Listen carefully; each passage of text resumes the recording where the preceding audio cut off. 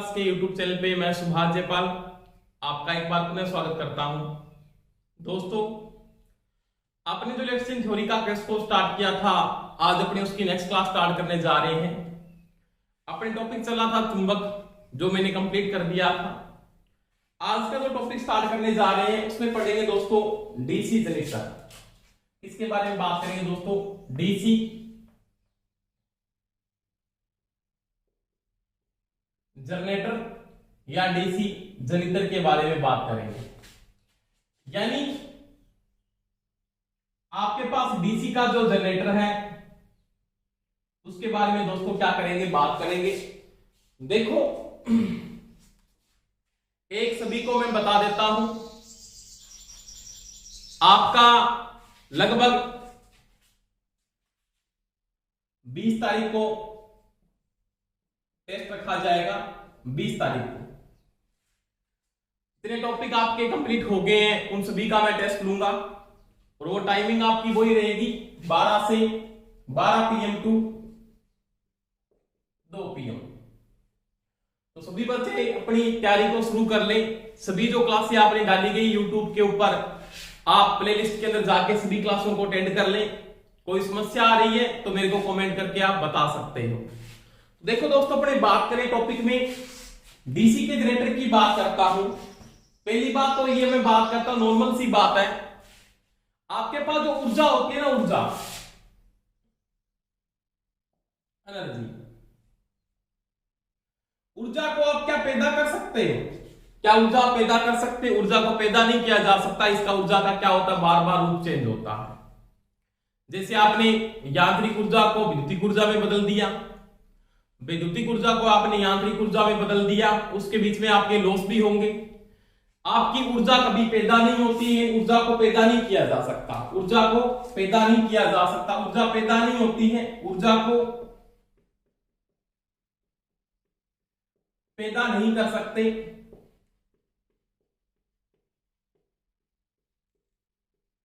हाँ, इसके रूप चेंज किए जा सकते, इसका ये नहीं, इसको बदला जा सकता है। जैसे सिंपल मैं बात करता हूं, ऊर्जा पैदा नहीं होती है, एनर्जी आप किसी के द्वारा, ऐसा कोई स्रोत नहीं है जो ऊर्जा को पैदा करता है। ऊर्जा पैदा नहीं होती है, ऊर्जा के रूप चेंज होते हैं। ऊर्जा का रूपांतरण होता है। रूपांतरण का मतलब होता है, ऊर्जा क्या होती है, एक ऊर्जा से दूसरी ऊर्जा में क्या होती है, बदलती है। यानी ऊर्जा का क्या होता है, रूपांतरण होता है। ऊर्जा क्या होती है, बदलती है। सिंपल बात कहते हो, आपके पास कोयला है,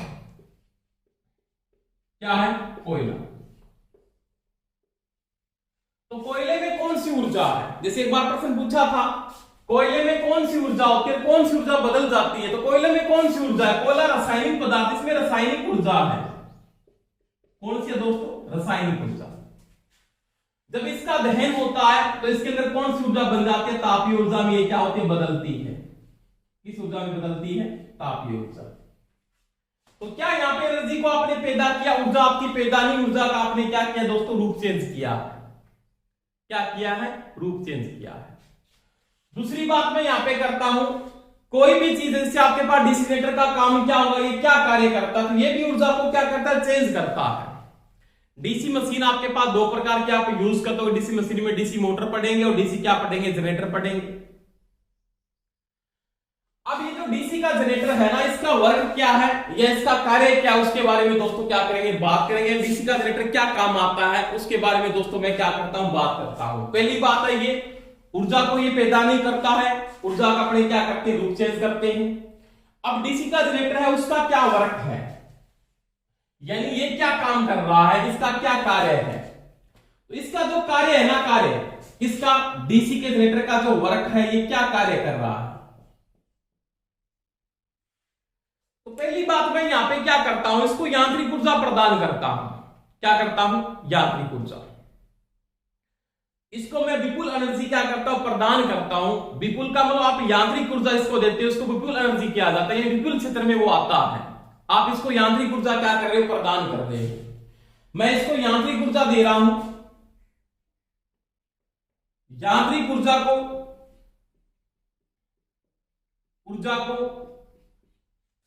डीसी विद्युतिक ऊर्जा, डीसी वैद्युतिक ऊर्जा में बदलने वाली मशीन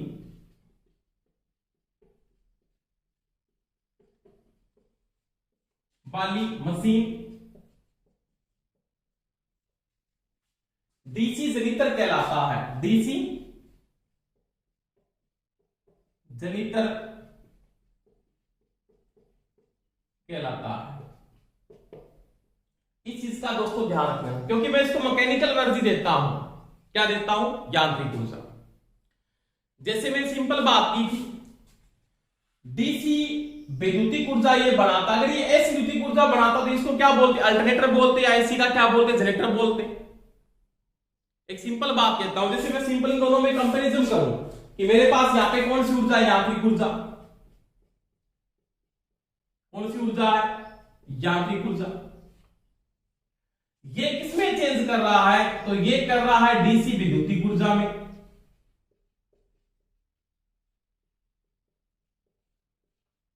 तो ये क्या कहलाएगा? ये तो कहलाएगा डीसी का जनरेटर। क्या कहलाएगा? डीसी का जनरेटर है ये। तो समझ में आई दोस्तों मेरी बात? यानी यांत्रिक ऊर्जा को डीसी विद्युतिक ऊर्जा में बदलने वाली जो युक्ति है या मशीन है, उसको क्या बोलते हैं? डीसी का जनरेटर कहा जाता है। तो यांत्रिक ऊर्जा को डीसी विद्युतिक ऊर्जा में बदलने वाली जो मशीन है वो क्या है? डीसी का जनरेटर। इसका बिल्कुल विपरीत है। इसका बिल्कुल क्या है? विपरीत। जैसे आपने क्या किया? डीसी विद्युतिक ऊर्जा प्रदान कर दी, डीसी वैद्युतिक ऊर्जा आपने क्या की दोस्तों? प्रदान की। और इसने किसमें कन्वर्ट कर दिया? इसका विपरीत काम किया इसने। इसने इसको कन्वर्ट कर दिया, किसमें कर दिया? यांत्रिक ऊर्जा। किसमें कन्वर्ट कर दिया? यांत्रिक ऊर्जा में। तो ये क्या कहलाएगी? ये कहलाएगी दोस्तों डीसी मोटर। क्या कहलाती है? DC motor. तो ये दोनों एक दूसरे के क्या है? विपरीत है। प्रश्न आपको ऐसे भी पूछ सकता है, डीसी का जनरेटर क्या बन सकता है? डीसी मोटर बन सकते। उसी प्रकार से देखो, आपको कोई ये पूछ लेता है डीसी का जनरेटर डीसी की मोटर बन सकती है। डीसी का जनरेटर एक बार पूछा था कि डीसी का जनरेटर डीसी की मोटर बन सकती है, तो 3 फेज का जो अल्टरनेटर है, आपके पास एक अल्टरनेटर है, वो क्या बन सकता है? क्या बन सकता? सोच के बताएं। जैसे मैं सिंपल बात करता हूं कि ये जो चीज है ना, ये चीज इसमें वापस कन्वर्ट होगी। इसका मतलब ये क्या बन गई? मोटर बन गई। क्या बन गई? मोटर बन गई। यानी यहां पे एक चीज लिख रहा हूं, सिंपल सी मैं बात कर रहा हूं, नॉर्मल बात कर रहे हैं आज अपने, कि आपको यांत्रिक ऊर्जा दे रहे हैं। यांत्रिक ऊर्जा को 3 कला वैद्युतिक ऊर्जा, 3 कला ऐसी विद्युतिक ऊर्जा में बदलने वाली जो मशीन है, उसको आप क्या बोलते हो? उसको बोलते हो प्रत्यावर्तक। क्या बोलते हो? प्रत्यावर्तक, या क्या बोलते हो? अल्टरनेटर कहते हो। समझ में आ गई मेरी बात? अब क्या कहता है कि अगर मैं यहां पे ये बोलूं कि यांत्रिक ऊर्जा को 3 कला विद्युतिक ऊर्जा में बदलने वाली जो मशीन है वो तो अल्टरनेटर है। अब ये अल्टरनेटर क्या बन सकता है? अगर मैं 3 कला विद्युतिक ऊर्जा दूं, ये इसको यांत्रिक ऊर्जा में कन्वर्ट कर दे। यानी एक डीसी का जनरेटर डीसी की मोटर बन सकता है, उसी प्रकार से एक अल्टरनेटर क्या बन सकता है? तो 3 फेज की इंडक्शन मोटर नहीं बन सकता। वो क्या बन सकता है? तो ध्यान रखना दोस्तों, उसको बोलते हैं सिंक्रोनस मोटर। सिंक्रोनस मोटर, या इसको क्या बोलते हो? तुल्यकालिक मोटर भी कहते हो। तुल्यकालिक मोटर। ये चीज का दोस्तों ध्यान रखिएगा। बिल्कुल सिंपल है, बिल्कुल नॉर्मल बात नहीं है, आपको पता होनी चाहिए। अब देखो, यांत्रिक ऊर्जा को डीसी विद्युतिक ऊर्जा में बदलने वाली मशीन है वो डीसी का जनरेटर कहलाता है। उसी प्रकार से यांत्रिक ऊर्जा को विद्युतिक ऊर्जा को डीसी विद्युतिक ऊर्जा को बदलने वाली मशीन है यांत्रिक ऊर्जा में, वो क्या? डीसी की मोटर है। उसी प्रकार से अगर यांत्रिक ऊर्जा को ऐसी विद्युतिक ऊर्जा में बदलेगा तो वो अल्टरनेटर है। क्या? अल्टरनेटर। अब देखो, आपके पास 3 कला, जिस प्रकार से डीसी की जनरेटर डीसी की मोटर बन सकता है, उसी प्रकार से अल्टरनेटर क्या बन सकता है? तो वो सिंक्रोनस मोटर की भांति दोस्तों क्या करता है? काम करता है। इंडक्शन मोटर कभी नहीं बनेगा। ये चीज का ध्यान रख लेना। समझ में आई दोस्तों मेरी बात? तो ये बिल्कुल सिंपल बात थी। वही मैं बात यहाँ पे कर रहा हूं कि ऊर्जा आपकी यहाँ पे पैदा नहीं होती है, ऊर्जा का बार बार क्या होता है दोस्तों, रूप चेंज होता है। एनर्जी के बार बार क्या होते हैं, रूप चेंज होते हैं। ऊर्जा पैदा नहीं कर सकते, ऊर्जा की बार बार क्या होंगे, रूप चेंज होते हैं। समझ में आई दोस्तों मेरी बात। अब देखो सिंपल सी मैं अगर बात करता हूं कि डीसी के जनरेटर में क्या होता है, कि मेरे पास एक डीसी का जनरेटर है,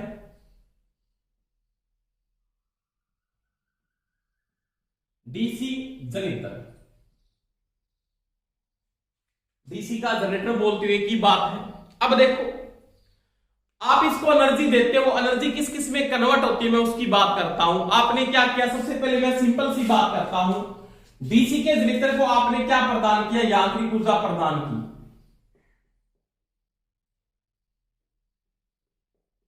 क्या प्रदान की दोस्तों, यांत्रिक ऊर्जा आपने इसको दे दी, आपने इसको मैकेनिकल एनर्जी दी। अब ये मैकेनिकल एनर्जी किस एनर्जी में कन्वर्ट हो रही है, जैसे मैंने इसको यांत्रिक ऊर्जा दी, क्या संपूर्ण की संपूर्ण डीसी विद्युत ऊर्जा बन जाएगी, क्या संपूर्ण की संपूर्ण डीसी विद्युत ऊर्जा में आप कन्वर्ट कर सकते हैं? नहीं, ऐसा कभी नहीं होता, क्योंकि बीच में क्या होता है, लॉस होता है, और बीच में जो लॉस होता है वो लॉस कौन कौन से होते हैं उसकी मैं बात करता हूं। देखो यहां पे आपकी यांत्रिक ऊर्जा आपने दी, तो ये मेरे को क्या प्रदान करेगा, निर्गित विद्युत ऊर्जा, निर्गित वैद्युतिक ऊर्जा। पहले क्या प्रदान करेगा आपको, निर्गित विद्युतिक ऊर्जा, यानी आउटपुट में मेरे को क्या देगा, इलेक्ट्रिकल एनर्जी देगा। प्लस में क्या देगा, प्लस में चुंबकीय क्षेत्र में संचित ऊर्जा,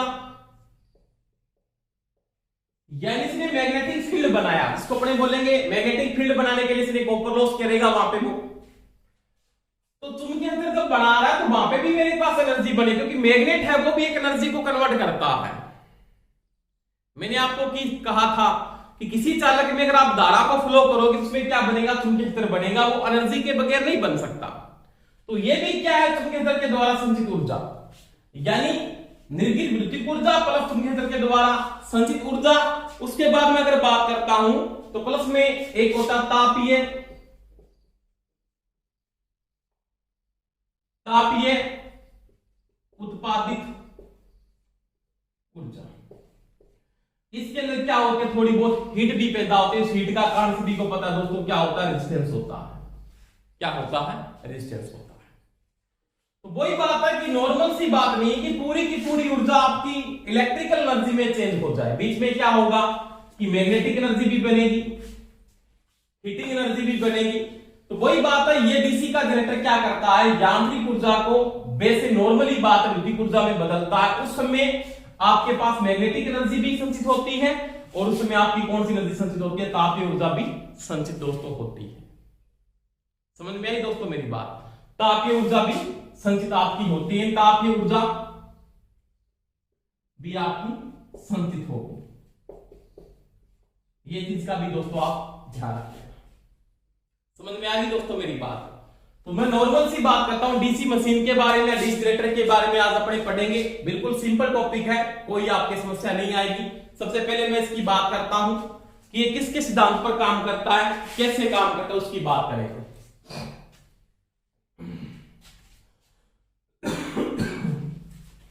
देखो अब डीसी का जो जनरेटर है वो आपके पास क्या है, एक रोटेटिंग मशीन है। यानी क्या, ये रोटेटिंग का मतलब क्या, ये गतिज मशीन है। क्या है, गतिज मशीन। यानी इसमें क्या है दोस्तों, घूमने वाला पार्ट है, ये रोटेट करता है, यानी क्या करता है, घूमता है। अब इसके मैं अगर पार्ट की बात करूं तो इसके दो मुख्य पार्ट आते हैं आपके पास। इसके दो मुख्य क्या आपके पास दोस्तों भाग हैं, इसके आपके पास कितने हैं, दो मुख्य भाग हैं। कौन कौन सा, एक तो इसको बोलते हो स्टेटर, क्या बोलते हो, स्टेटर, और एक क्या बोलते हो, रोटर। अब देखो आपको डीसी मशीनों में आपने स्टेटर नहीं पढ़ा है, परंतु आप नॉर्मली बात है कि ये स्टेटर होता है वो क्या है, एक स्टेशनरी पार्ट है। क्या है, स्टेशनरी पार्ट। और रोटर क्या है, एक रोटेटिंग पार्ट है। यानी ये तो क्या है, स्टेशनरी पार्ट है, और ये क्या है, रोटेटिंग पार्ट है। रोटेटिंग का मतलब ये तो क्या करता है, घूमता है, और ये क्या रहता है, स्थिर रहता है। यानी आपके पास रोटर तो क्या है, रोटेट होता है, और ये स्टेटर आपके पास क्या फिक्स है। यानी ये तो क्या आपके पास बिल्कुल स्थिर है।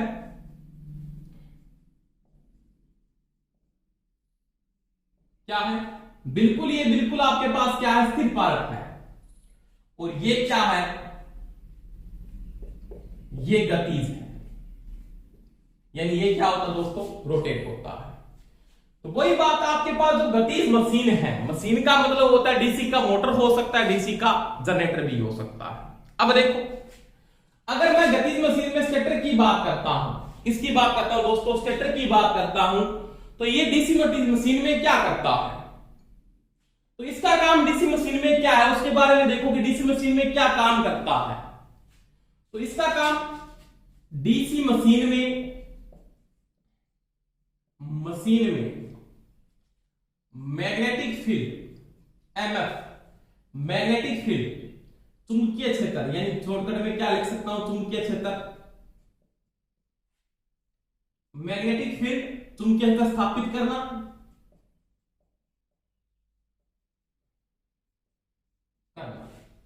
परंतु कोई एग्जामिनर आपको पूछ सकता है इसको फील्ड वाइंडिंग कहोगे वहां पे अपने, परंतु अपने को फील्ड वाइंडिंग को क्या बोलेंगे, नॉर्मली अपने क्या बोलते हैं, स्टेटर ही कहते हैं। क्या कहते हैं, स्टेटर कहते हैं। यानी डीसी मशीन में इसका काम क्या है, तो डीसी मशीन में ओनली फॉर क्या करेगा ये, तो डीसी मशीन में क्या करेगा, ओनली फॉर ये डीसी मशीन में मैग्नेटिक फील्ड यानी चुंबकीय क्षेत्र स्थापित करेगा, ओनली फॉर क्या स्थापित करेगा, चुंबकीय क्षेत्र स्थापित करेगा। परंतु इसकी अगर बात करूं एसी मशीन में, इसका वर्क अगर आपको पूछ लेता है कि एसी मशीन में क्या काम है, तो ये क्या बनेगा, मैग्नेटिक फील्ड बनाता है, मैग्नेटिक फील्ड स्थापित करता है, क्योंकि वहां पे चुंबकीय क्षेत्र भी बनाता है स्टेटर। और दूसरी बात, ईएमएफ, इलेक्ट्रोमोटिव फोर्स भी इंड्यूस करता है या उत्पादित करता है, उत्पादित करता है। ये चीज का दोस्तों ध्यान रख लेना, बिल्कुल सिंपल टॉपिक पे बात कर रहा हूं मैं। अगर आपको स्टेटर के बारे में पूछ लेता है, जिसको अपने फील्ड वाइंडिंग कहेंगे, क्या बोलते हैं, फील्ड वाइंडिंग, क्योंकि डीसी मशीनों में इसको फील्ड वाइंडिंग कहते हैं। वैसे इसको अगर आप एग्जामिनर पूछ रहे हैं तो उसको स्टेटर कहा जा सकता है। ये स्थिर पार्ट है, स्टेशनरी पार्ट है, स्थिर है, फिक्स्ड है ये, यानी ये पार्ट आपके पास क्या फिक्स है। अब ये डीसी मशीन में इसका काम क्या है, तो मैग्नेटिक फील्ड बनाएगा। ये क्या बनाएगा, ओनली फॉर चुंबकीय क्षेत्र स्थापित करता है। क्या करता है, चुंबकीय क्षेत्र स्थापित करता है। परंतु अगर वो ऐसी मशीन की बात करता तो ये मैग्नेटिक फील्ड के साथ साथ इलेक्ट्रोमोटिव फोर्स भी क्या करता, उत्पादित करता है। करता है कि नहीं करता, बिल्कुल करता है। यानी मैं अगर इसमें ऐसी मशीन के बारे में बात करता हूं, तो ऐसी मशीन में क्या करता है, इलेक्ट्रोमोटिव फोर्स भी इंड्यूस करता है। जैसे स्टेटर में आपके पास इलेक्ट्रोमोटिव फोर्स क्या होता है, इंड्यूस होता है, मैग्नेटिक फील्ड भी बनाता है, और इलेक्ट्रोमोटिव फोर्स भी आपका पास क्या करता है, इंड्यूस करता है। अब देखो, अगर मैं यहां पे बात करता हूं रोटर की, तो डीसी मशीन में देखो रोटर, डीसी मशीन में आर्मेचर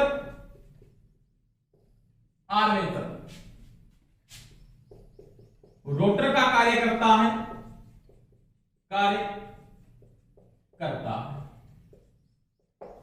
समझ में आए दोस्तों मेरी बात। यानी डीसी मशीन में आपके पास जो आर्मेचर है वो किसका काम करता है,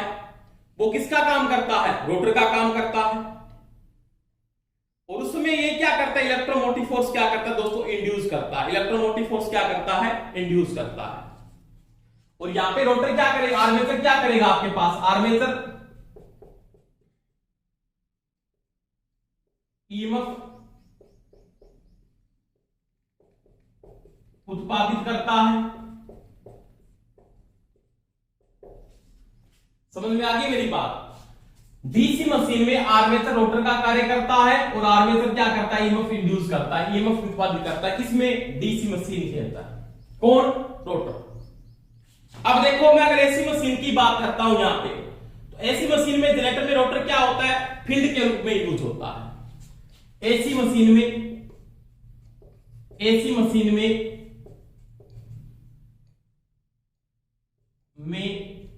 रोटर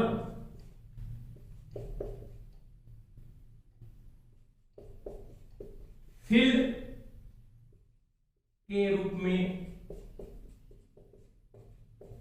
उपयोग होता है।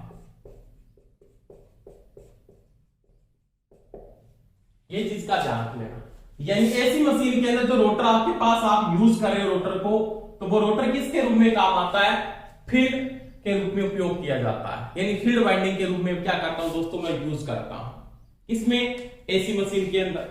तो वही बात है, यहाँ पे एसी मशीन के अंदर ये क्या करता है, फील्ड के रूप में यूज होता है। और अगर मैं यहाँ पे बात करता हूं कि इंडक्शन मोटर आपके पास है, अगर आपके पास कौन सी मोटर है, इंडक्शन मोटर, एसी की इंडक्शन मोटर, सीधा बोल दो। अगर आपके पास कौन सी मोटर है, इंडक्शन मोटर है, तो इसका उपयोग रोटर के रूप में होता है।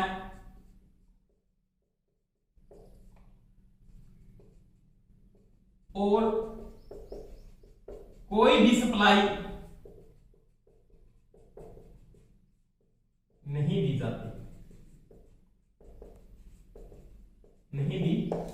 है। यानी थ्री फेज के पास आपके पास कोई भी इंडक्शन मोटर है, इंडक्शन मोटर का अगर आपके पास रोटर है, तो पहली बात उस रोटर में कोई सप्लाई नहीं दी जाएगी। समझ में आ गई बात? यहाँ पे रोटर में सप्लाई दी जाती है और किसके रूप में उपयोग किया था, फील्ड के रूप में दोस्तों क्या करते हैं, उपयोग करते हैं। तो ये चीज का थोड़ा ध्यान रख लेना। इसमें क्वेश्चन पूछ सकता है आपको कि गति जो मशीन है आपके पास, एक उसके दो पार्ट होंगे, स्टेटर होगा और रोटर होगा। स्टेटर क्या स्टेशनरी पार्ट है, स्थिर है, ये घूमता नहीं है। आप पढ़ोगे आगे अल्टरनेटर में आप पढ़ते हो कि स्टेटर घूमता है, पर स्टेटर वास्तव में नहीं घूमता, उसकी फील्ड की वाइंडिंग का फ्लक्स घूमता है या उसका चुंबकीय क्षेत्र घूमता है, क्योंकि सप्लाई कौन सी दे रहे हो आप, उसको ऐसे दे रहे हो। वही बात है यहाँ पे डीसी मशीन में, ये क्या करता है, मैग्नेटिक फील्ड बनाता है अपने वापस को, क्या बोलते हैं, फील्ड वाइंडिंग बोलते हैं। क्या बोलते हैं, फील्ड वाइंडिंग का काम करता है। और एसी मशीन में ये क्या करता है, मैग्नेटिक फील्ड भी बनाता है, इलेक्ट्रोमोटिव फोर्स भी इंड्यूस करता है, क्योंकि सेल्फ इंडक्शन होता है वहां पे। क्योंकि सेल्फ इंडक्शन मैंने आपको करवाया है, सेल्फ इंडक्शन और म्यूचुअल इंडक्शन एसी सप्लाई के साथ होते हैं, डीसी में नहीं होते इंडक्शन। ये मैंने आपको दोस्तों समझाया पीछे।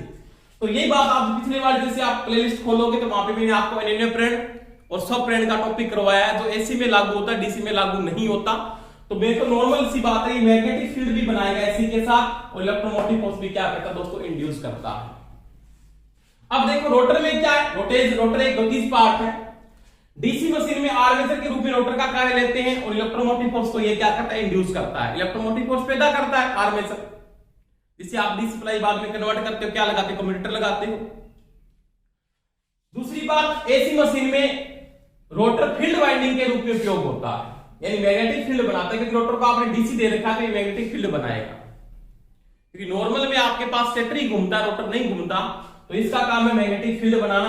पर तो थ्री फेज इंडक्शन के मोटर में रोटर का उपयोग होता है और उसको किसी भी सप्लाई के साथ नहीं जोड़ा जाता, क्योंकि रोटर वहां पे क्या होता है, शॉर्ट सर्किट चालक होता है। तो ये दोस्तों पूरी डिटेल पढ़ेंगे अपने, कोई समस्या नहीं आएगी, टॉपिक को कवर करके पढ़ेंगे पूरे कॉन्सेप्ट के साथ, कोई समस्या आपके नहीं आनी चाहिए। अब देखो दोस्तों मैं बात करता हूं, अब अपने पढ़ रहे थे किसके बारे में पढ़ रहे थे, डीसी के जनरेटर के बारे में पढ़ रहे थे। अब डीसी का जनरेटर का जो कार्य है वो मैंने आपको बता दिया, किसके रूप में काम आता है। तो वो क्या है, एक क्या है, गतिज प्रेरित ईएमएफ पैदा करता है। कौन सा पैदा करता है, गतिज, डायमेट्रिकली। यानी डायमेट्रिकली वो क्या करता है, इलेक्ट्रोमोटिव फोर्स को इंड्यूस करता है, यानी गतिज करता है, क्या करता है, स्थितिज ईएमएफ। दोनों के बारे में मैंने दोस्तों आपको पढ़ाया पहले भी कि गतिज ईएमएफ कैसे पैदा होता है। तो देखो दोस्तों मैं बात करता हूं इसके सिद्धांत की। डीसी जनरेटर का सिद्धांत आराम से देखेंगे, कोई समस्या नहीं है। पहली बात तो ये ये आपने सिद्धांत पढ़ा है, किस सिद्धांत पे काम करता था? ये करता माइकल फैराडे। अब माइकल फैराडे का कौन सा सिद्धांत है, कई आते हैं। विद्युत अपघट्य का सिद्धांत माइकल फैराडे का है, विद्युत चुंबकीय प्रेरण का सिद्धांत भी माइकल फैराडे का है। तो माइकल फैराडे के विद्युत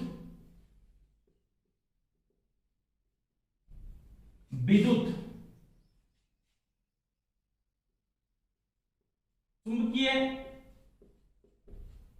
प्रेरण के सिद्धांत पर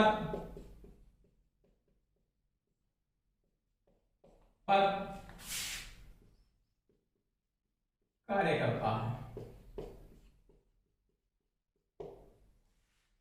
अब विद्युत चुंबकीय प्रेरण का सिद्धांत है कौन सा? गतिज है या डायमेट्रिकली है या न्यूमेट्रिकली है? न्यूमेट्रिकली का मतलब स्थितिज होता है, डायमेट्रिकली का मतलब होता है गतिज। तो ये किस सिद्धांत पर काम करता है? तो माइकल फैराडे के गतिज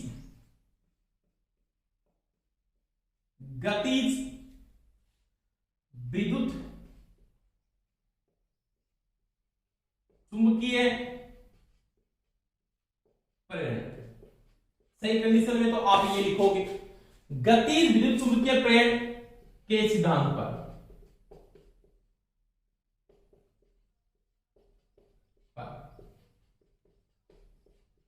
कार्य करता है। ये चीज का ध्यान रखना।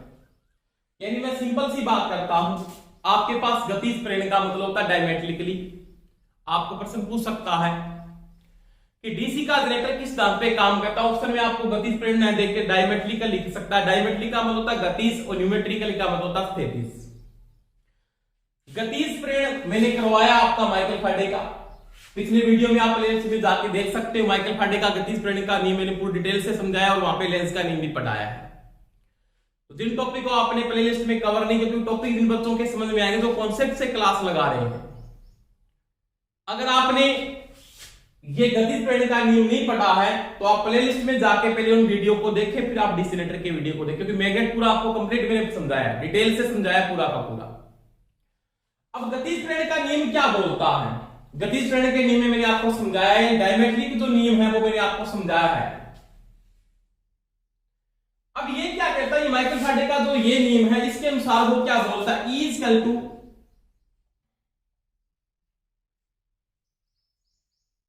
BLB sine theta. यानी जो गतिज प्रेरण से नियम से वो इलेक्ट्रोमोटिव फोर्स पैदा होता है वो किसके बराबर होता है? तो वो होता है E equal to BLB sine theta. B क्या है? फ्लक्स घनत्व, L क्या चालक की लंबाई, V क्या वेग, साइन थीटा चालक और फ्लक्स के बीच पड़ने वाला कोण। अब मैंने ये पूरा नियम समझाया आपको, जैसे मैंने यहाँ पे आपको कराया था, मेरे पास एक चालक का लूप है, ये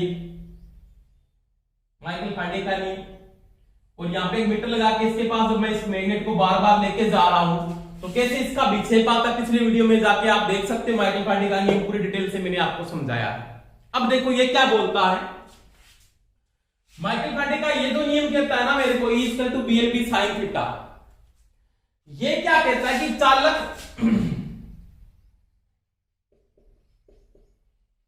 व फ्लक्स के बीच जब सापेक्ष गति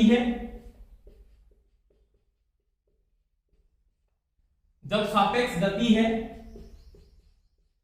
तो ईएमएफ इंड्यूस होगा, इलेक्ट्रोमोटिव फोर्स उत्पादित होता है।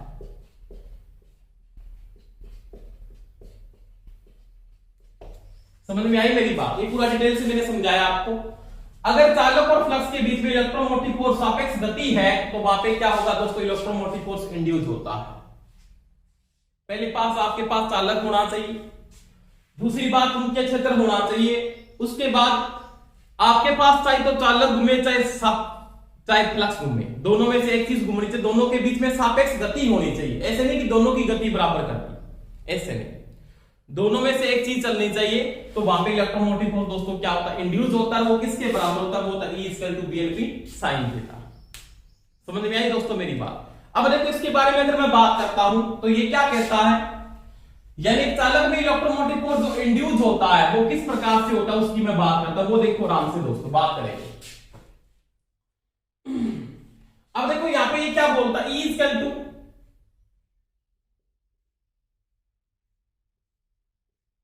BLB sine theta, E equal to BLB sine theta. अब देखो E क्या है, इलेक्ट्रोमोटिव फोर्स है, विद्युत बल है जो चालक में क्या होगा, पैदा होगा। जैसे मेरे पास क्या एक मैग्नेट है, ये मैग्नेट है मान लीजिए,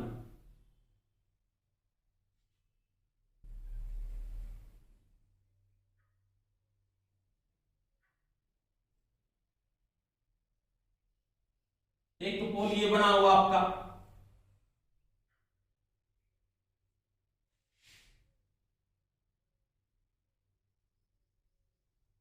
और एक पोल आपके पास ये बना हुआ, जैसे मान लिया N है और ये कौन सा है, S है। ये आपकी रेखाएं चल रही है N से S की ओर, S।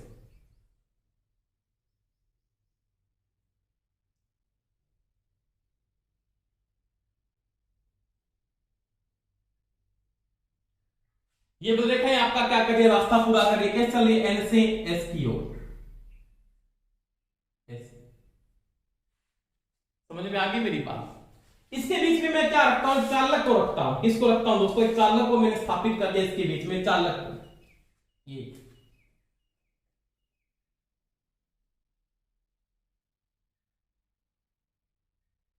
इसके बीच में मैंने एक चालक को स्थापित कर दिया।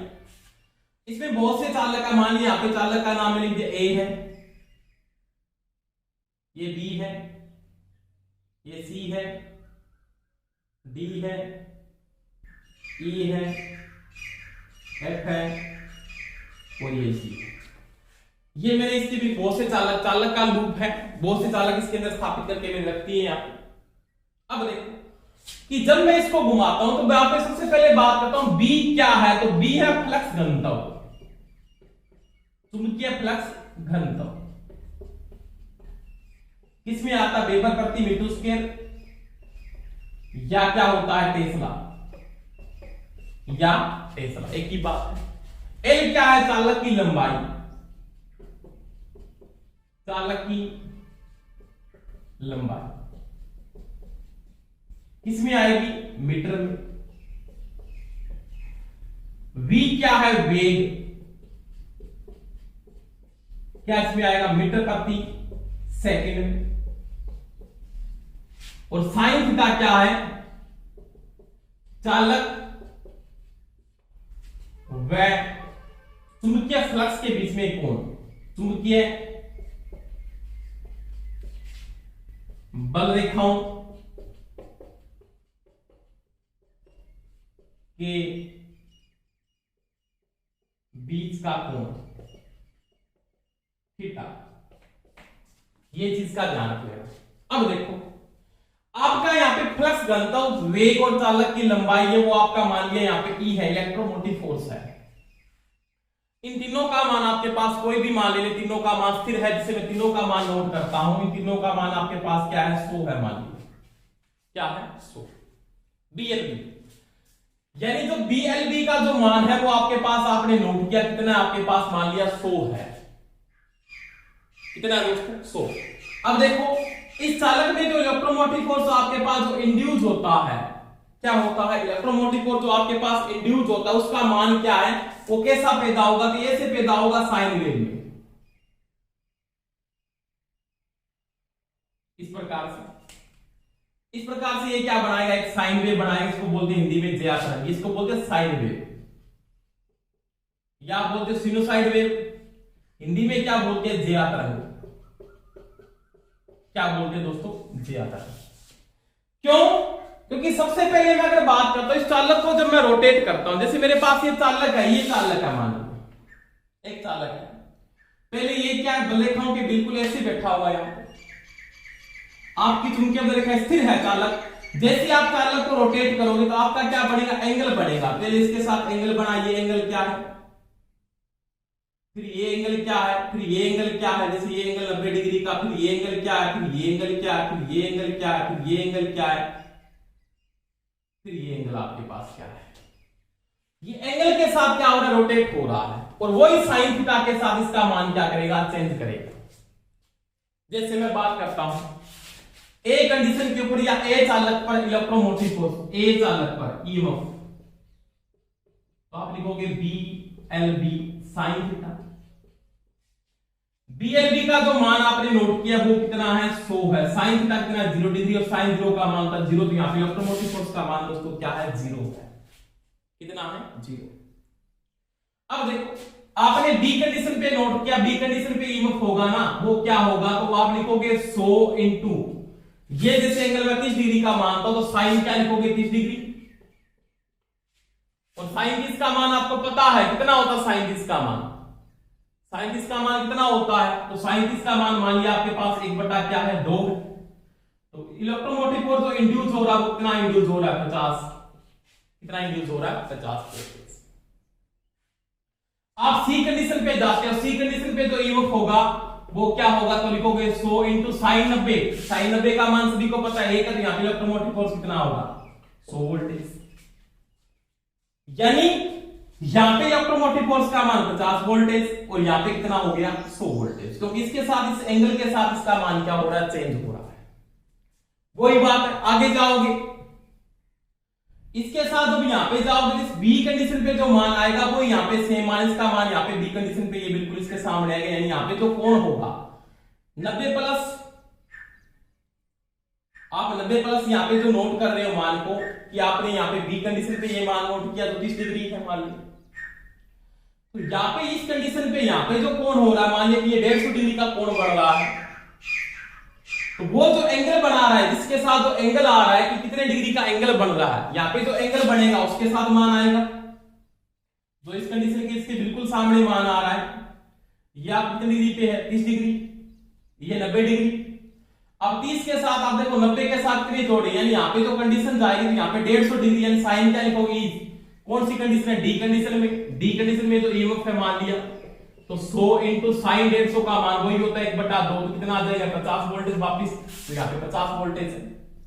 और वापिस ई कंडीशन पे क्या आएगा, ई कंडीशन पे जो ईएमएफ होगा वो क्या आ जाएगा आपके पास 100 इंटू साइन 180 का मान कितना होता है 0, तो वापिस वोल्टेज का मान क्या हो जाएगा 0 वोल्टेज। आपने जैसे हाफ चक्कर रोटेट किया आपके पास ये चालक है, ये चालक का मान लिया, इस चालक का इतना चक्कर आपने रोटेट किया हाफ चक्कर, तो आपके पास क्या बढ़ेगा हाफ साइकिल बढ़ेगा। अब आपका जो एंगल होगा ना 180 डिग्री के बाद जब बढ़ता है 180 डिग्री में आप क्या करोगे प्लस 30 करोगे 210 डिग्री आएगा, और साइन 210 का जो मान होता है, साइन 210 डिग्री का जो मान होता है वो माइनस होता है 1/2, तो इसका मान किसमें स्टार्ट हो जाता है माइनस में, वही बात माइनस में आएगा, फिर माइनस में आएगा, फिर माइनस में आएगा, तो वापस क्या आएगा 0 आएगा। इसका जो मान है वो किसके अनुसार चेंज हो रहा है, वो साइन थीटा के अनुसार चेंज है, तब इसको क्या बोला जाता है साइन वेव, या क्या बोलते हैं सिनुसाइड वेव, या हिंदी में इसको क्या बोलते हैं दोस्तों ज्या तरंग कहते हैं, क्या बोलते हैं ज्या तरंग। तो वो क्या बोलता है कि डीसी के जनरेटर के अंदर एक चालक और फ्लक्स के बीच में अगर सापेक्ष गति है, चुंबकीय क्षेत्र है ये चालक है, इसके बीच में जब आपके पास सापेक्ष गति है तो उसमें इलेक्ट्रोमोटिव फोर्स इंड्यूस होगा, वो किसके बराबर होगा E = BLB sin थीटा के बराबर होता है। अब ये जो धारा पैदा हो रही है ना अंदर, ये किस प्रकार की है, तो ये प्रत्यावर्ती प्रकृति की है। कौन सी है, प्रत्यावर्ती धारा है, या इसको क्या बोलते हैं अल्टरनेटिंग करंट कहते हैं, प्रत्यावर्ती धारा, या क्या बोलते हैं दोस्तों अल्टरनेटिंग करंट। अगर आपने को ये पूछ लेता है कि डीसी के जनरेटर में आर्मेचर के अंदर या आर्मेचर के चालकों में कौन सी धारा पैदा होती है, तो वहां पे दोस्तों एसी, और एसी की कौन सी वेव पैदा होती है साइन वेव, या इसको बोलते हैं सिनुसाइड वेव ही पैदा होती है। समझ में आई दोस्तों मेरी बात, यानी आपका डीसी जनरेटर का जो सिद्धांत मैंने आपको पीछे भी पढ़ाया है कि चालक और फ्लक्स के बीच में अगर सापेक्ष गति है तो इलेक्ट्रोमोटिव फोर्स इंड्यूस होगा, और वो किसके बराबर होगा, तो E = BLB sin थीटा के दोस्तों क्या होता है बराबर होता है। समझ में आई दोस्तों मेरी बात। अब देखो जब आपका एंगल चेंज हो रहा है, एंगल के साथ आपने BLB का मान स्थिर कर लिया, कितना किया 100 वोल्टेज, और जब थीटा एंगल आपका चेंज हो रहा है, थीटा के साथ इस इलेक्ट्रोमोटिव फोर्स का जो मान है वो भी क्या हो रहा है दोस्तों बदल रहा है। क्या हो रहा है, बदल रहा है। कभी उसका मान बढ़ रहा है, कभी उसका मान कम हो रहा है, कभी उसका मान पॉजिटिव में जा रहा है, कभी उसका नेगेटिव में जा रहा है। वो कौन बता रहा है, वो बता रहा है साइन थीटा, जो क्या है चालक और चुंबकीय क्षेत्र के बीच बढ़ने वाला क्या है कोण है, जिसको बोलेंगे थीटा एंगल। समझ में आई दोस्तों मेरी बात। तो तो यही बात यहाँ पे कहता है कि जो धारा पैदा होगी चालक में वो किस प्रकृति की होगी, वो ऐसी, यानी उसको क्या बोलते हैं, प्रत्यावर्ती धारा, या आप क्या बोलते हैं दोस्तों, अल्टरनेटिंग करंट कहते हैं। समझ में आई दोस्तों मेरी बात। तो ये मैं अगर बात करता हूं यहाँ पे, तो ये माइकल फैराडे का सिंपल नियम है, बिल्कुल साधारण सी मैंने बात की कि माइकल फैराडे के नियम से यहाँ पे इलेक्ट्रोमोटिव फोर्स इंड्यूस होगा। अब चालक और फ्लक्स के बीच में अगर सापेक्ष गति है तो यहाँ पे इलेक्ट्रोमोटिव फोर्स इंड्यूस होता है। अब ये कौन सा नियम है, तो ये इसका जो नियम है ये गतिज प्रेरण का है। कौन सा है, गतिज प्रेरण। और गतिज प्रेरण का नियम मैंने पूरा का पूरा डीपली आपको दोस्तों समझाया है, ठीक है। तो ये चीज का आप ध्यान रखेंगे यहाँ पे कि यहाँ पे आर्मेचर में जो धारा पैदा होती है वो कौन सी होती है, वो एसी होती है। उसकी कौन सी वेव पैदा होती है, साइन वेव, या उसको बोलते हैं सिनुसाइड वेव, और हिंदी में क्या बोलते हैं, ज्या तरंग कहते हैं। अब देखो तो ये जो गतिज है या डायमेट्रिकली जो ईएमएफ पैदा हो रहा है वो किसके नियम से हो रहा है, माइकल फैराडे के नियम से। अब देखो दूसरी में अगर बात करता हूं इसमें, इसका आपने ये भी पढ़ा है न्यूमेट्रिकली स्थितिज ईएमएफ,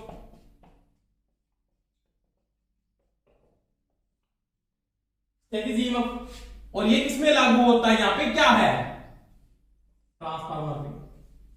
इसके दोनों के दोनों नियम आपको पढ़ाए मैंने।